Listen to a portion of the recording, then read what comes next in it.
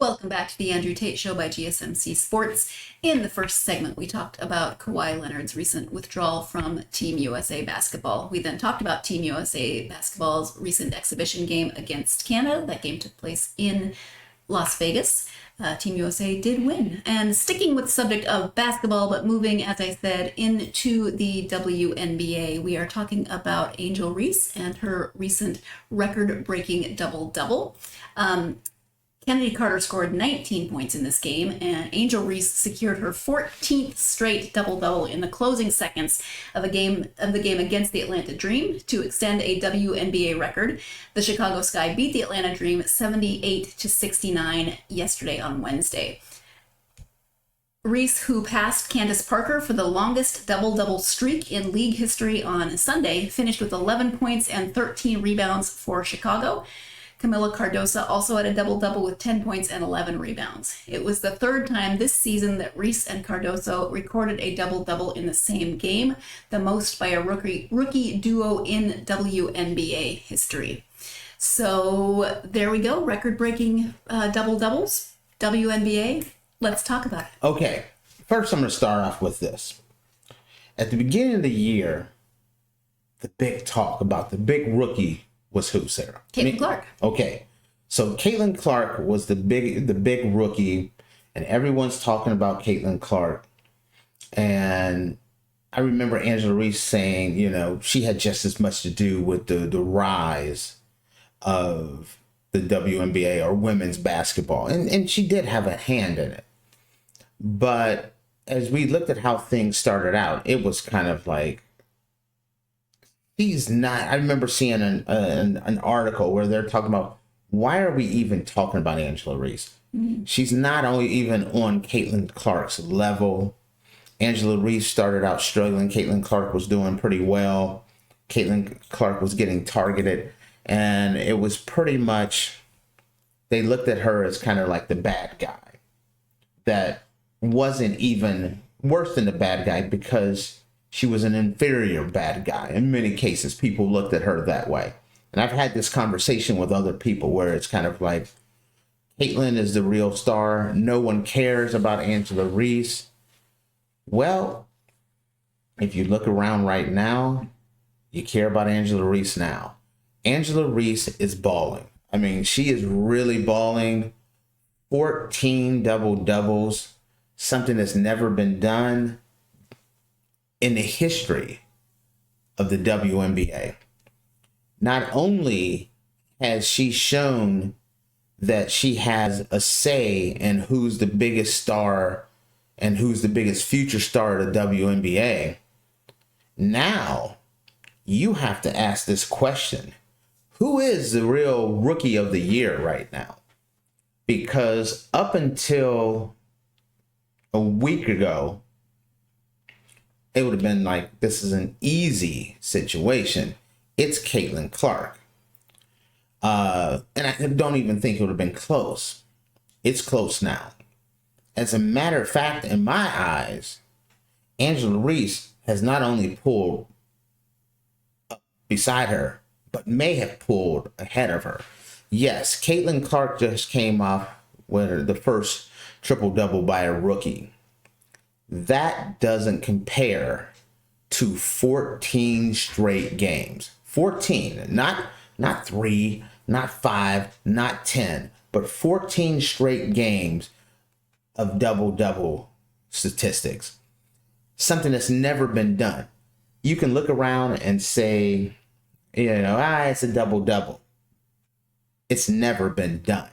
And there's a lot of players out there that are trying every day to get double-doubles. But she is really performing consistently. And here's the thing that has been bugging me about this, Sarah, with this whole Angela Reese thing. I feel like there's a whole segment out there that wants to put her down and wants her to be the villain, because I've seen this in many conversations, whether it's here at GSMC, other colleagues that I've worked with and talked to, friends that I've talked to. oh, she's only getting these double doubles because she's so bad. She's shooting shots and missing so she can get the rebound. Well, that's easier said than done. You watch her games. She's not missing shots so she can get the rebound. Does she want the double-double record? Absolutely. And who wouldn't?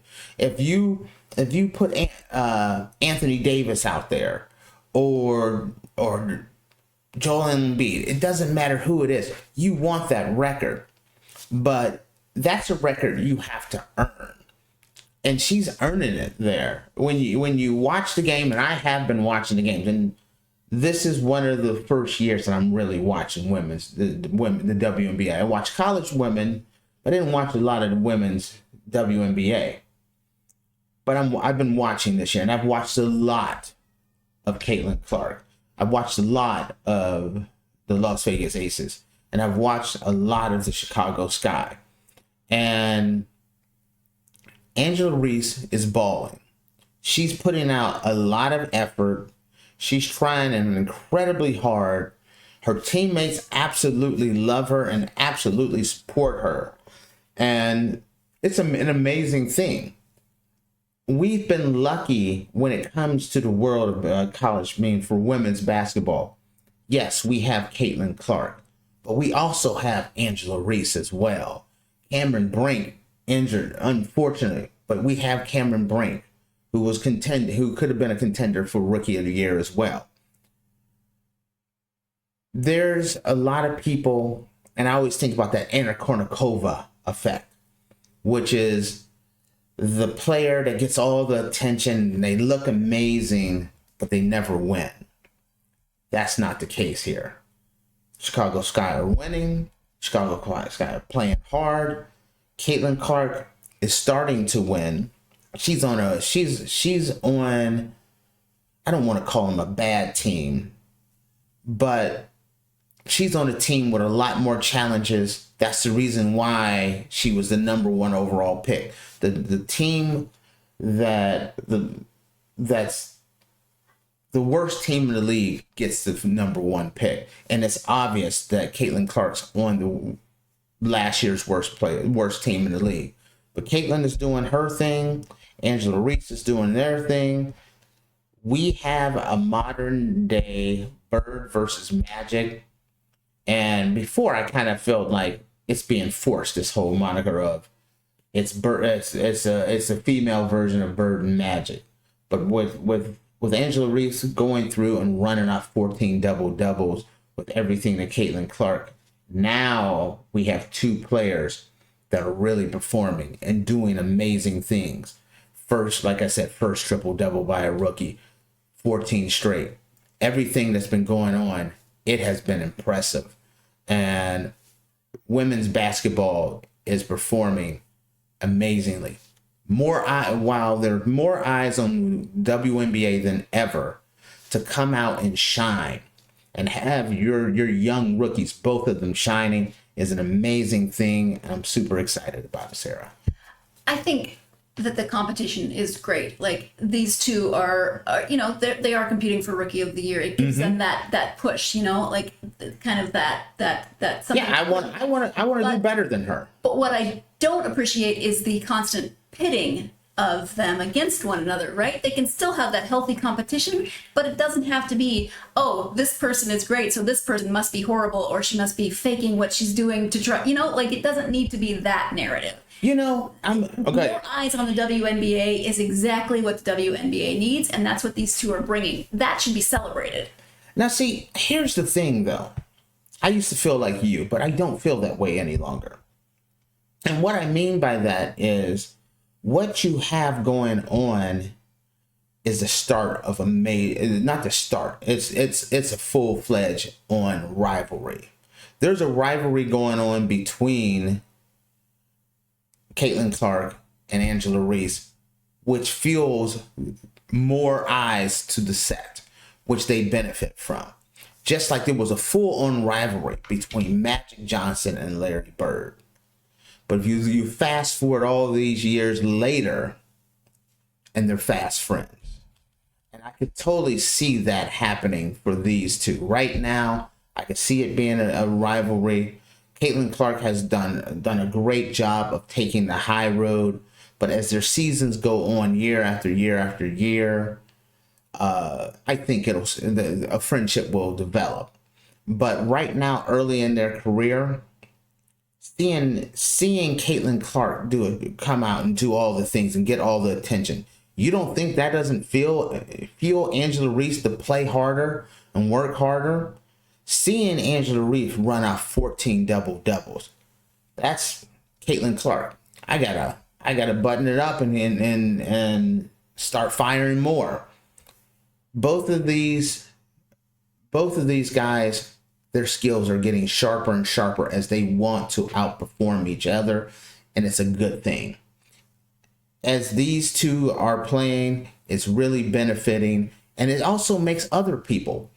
If you are some of the other WNBA players out there and you see 14 double-doubles, you see the first ever triple-double by a rookie, doesn't that make you like, man, I got to get in the lab. I got to get harder. I got to get better, stronger. I got to get better prepared. By these two women doing what they're doing, they're raising the play of all the women in the league. And that is a good thing for women's basketball.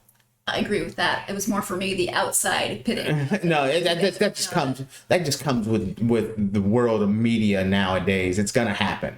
Sure. You can't do. I wish we didn't have to do that, but it's just part of it. Absolutely. Well, that is all we have for today. We're going to wrap this up. Thank you so much for tuning in to the Andrew Tate Show by GSMC Sports. Remember to follow the show and give us a positive review. That really does help, and we thank you in advance for that. You can also follow the podcast on social media: Facebook, X, Instagram, and TikTok. Love encountering you on social media, so come find the show and follow the show and interact with us via social media. Thank you again for tuning in to the Andrew Tate Show by GSMC Sports. We will hope you have a wonderful rest of your day.